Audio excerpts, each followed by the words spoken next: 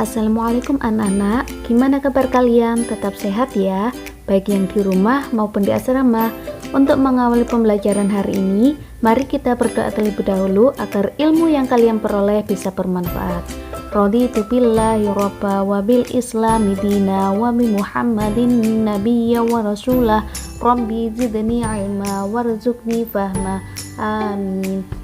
Melanjutkan pembelajaran selanjutnya, kita akan belajar tentang menulis teks deskripsi. Anak-anak masih ingat pembelajaran kemarin tentang bagaimana cara menelaah struktur dan unsur kebahasaan teks deskripsi.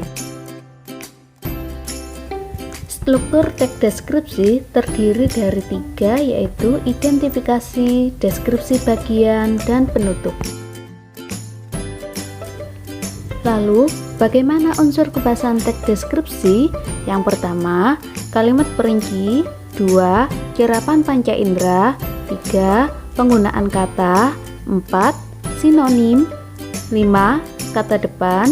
6, kata khusus. 7, kata depan di dan huruf kapital.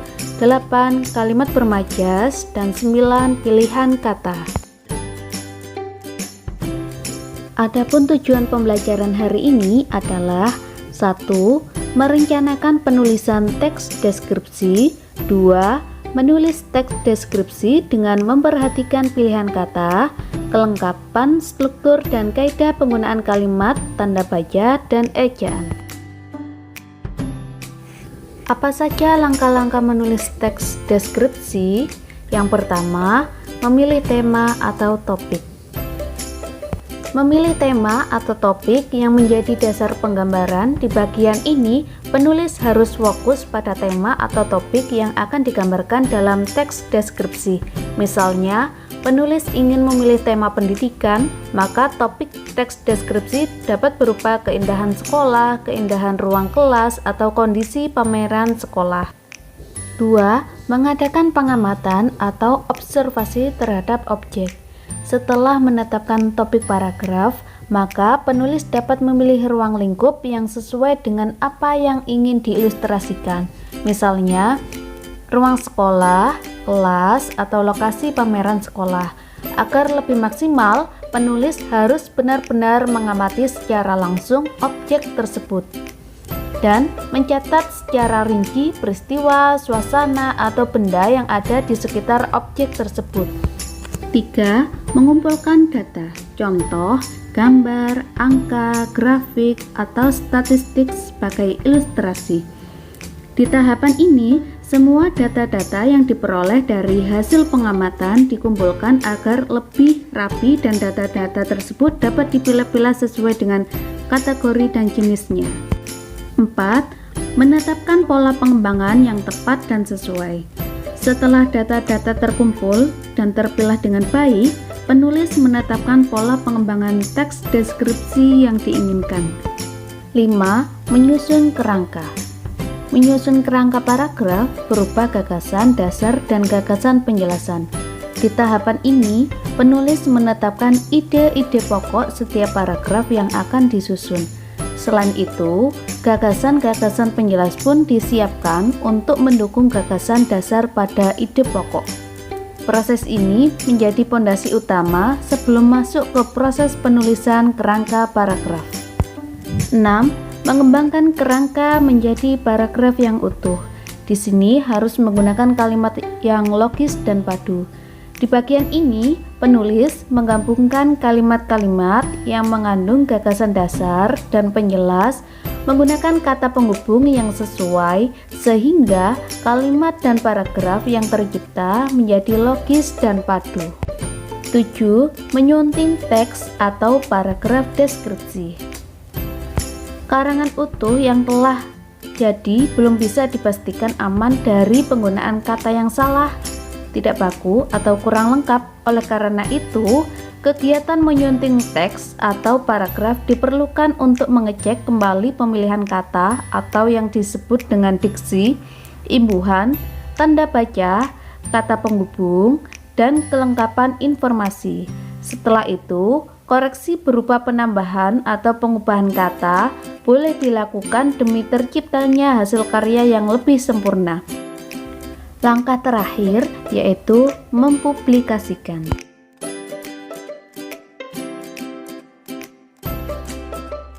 Intinya, dalam menulis teks deskripsi, kita harus yang pertama menentukan subjek yang akan dideskripsikan dan dibuat judul teks deskripsi berupa objek yang akan dideskripsikan. 2. Buatlah kerangka bagian-bagian yang akan dideskripsikan. Contoh kerangka teks deskripsi Museum Fathahillah dapat kita deskripsikan dari segi sejarah gedung, sejarah museum, koleksi museum, dan aktivitas. Dari segi sejarah gedung dapat diperinci lagi, ada balai kota, peralihan fungsi, bergaya neoklasik. Dari segi sejarah museum dapat diperinci lagi, ada yayasan, museum Jakarta, tempat rekreasi. Dari segi koleksi museum dapat diperinci lagi, ada 23.500 barang koleksi, koleksi penting, ruang-ruang pameran. Dari segi aktivitas diperinci lagi, ada program kesenian Nusantara, seminar keberadaan museum, dan pusat pertemuan budaya. 3. Carilah data dari subjek yang ditulis. Data dicari dengan cara mengamati subjek yang akan dideskripsikan. Di sini sudah terdapat contoh. Yang pertama, hal yang dideskripsikan, contohnya kondisi fisik gedung. Hasil pengamatannya bagaimana? Bisa bangunannya yang kokoh atau bagus, cat hijau muda, kalimatnya seperti apa? Gedung sekolahku memiliki struktur yang kokoh di balik cat hijau muda yang membuatnya mencolok. Contoh lagi, hal yang dideskripsikan. Tanggapan terhadap sifat-sifat guru. Hasil pengamatan, senang, kecewa, kalimatnya, kami, para siswa, merasa senang karena dibimbing oleh guru yang baik. Tapi, tak jarang kami merasa kecewa karena diperlakukan tidak adil. 3. Hal yang dideskripsikan, tanggapan terhadap sifat-sifat teman. Hasil pengamatan sangat menarik, ada beragam sifat. Kalimatnya, aku memiliki banyak teman dengan sifat berbeda-beda, tetapi tak sedikit pun aku kecewa karena aku senang belajar dari sifat mereka. Langkah keempat, tatalah kalimat menjadi paragraf yang utuh yang terdiri dari 1. Identifikasi, 2. Deskripsi bagian, 3. Simpulan atau penutup.